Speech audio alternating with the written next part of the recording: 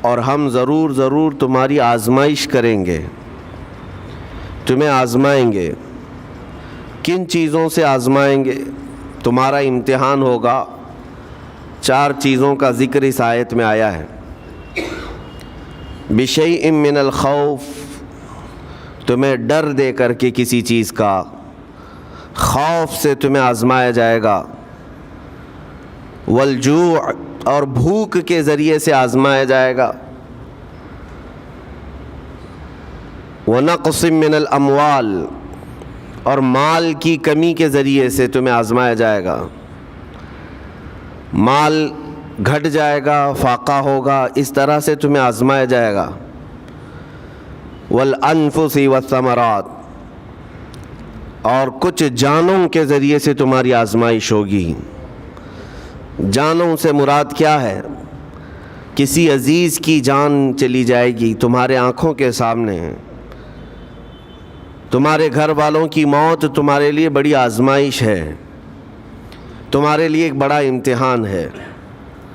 اور پھر اخیر میں رب تبارک و تعالیٰ ارشاد فرماتا ہے وَبَشِّرِ الصَّابِرِينَ الَّذِينَ إِذَا أَصَابَتْهُمْ مُصِيبَةٌ قَالُوا إِنَّا لِلَّهِ وَإِنَّا إِلَيْهِ راجعون۔ اے رسول ان لوگوں کو بشارت دے دیں۔ کن لوگوں کو؟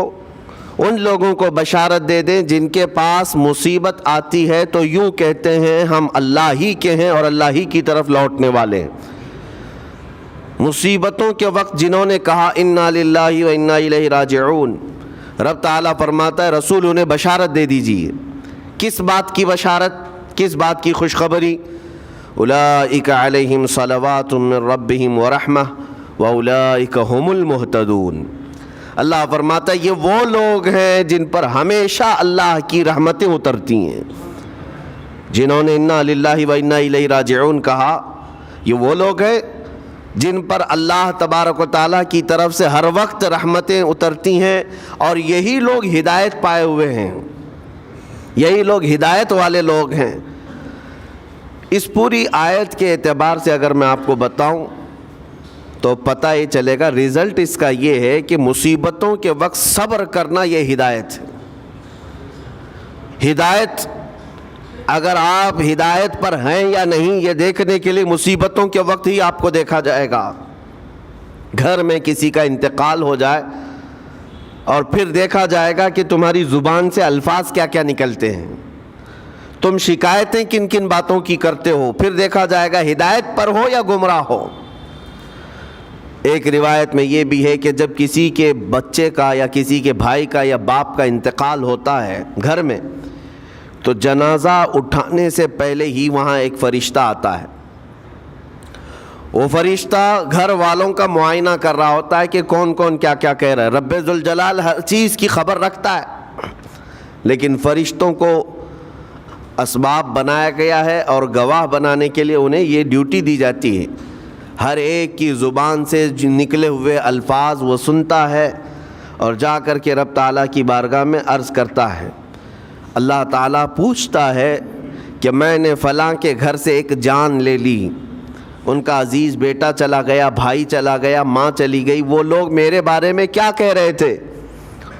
فرشتہ کہتا ہے اے رب ذوالجلال، ان لوگوں کے زبان پر شکر کے الفاظ تھے، وَإِنَّا لِلَّهِ وَإِنَّا إِلَيْهِ راجعون کہہ رہے تھے، اور وہ صبر کر رہے تھے۔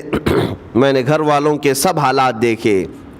اللہ تعالیٰ فرماتا ہے اے میرے فرشتے تو گواہ رہنا، میں نے ان سے جو چیز لیا ہے اس سے کئی گنا زیادہ نعمت انہیں عطا کروں گا، اس سے بہتر نسل انہیں دی جائے گی، اور ان کے غم آج جتنے ہیں اس سے کئی گنا زیادہ خوشیاں میں انہیں جنت کی عطا کروں گا، جنہوں نے میری دی ہوئی مصیبت پر صبر کیا۔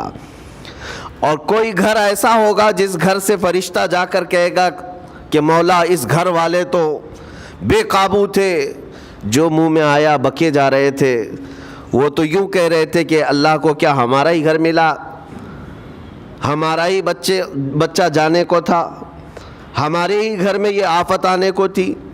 اس طرح کے الفاظ وہ کہہ رہے تھے اور رب تبارک و تعالیٰ کو ظالم کہہ رہے تھے۔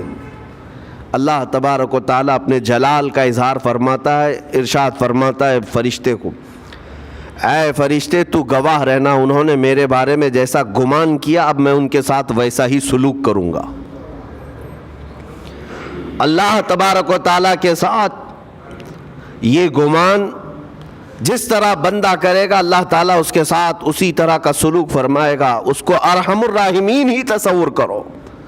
ہمیشہ رب تبارک و تعالیٰ مہربان ہے اور مہربان ہی اس کی طرف گمان کرنا بھی چاہیے مومن کو۔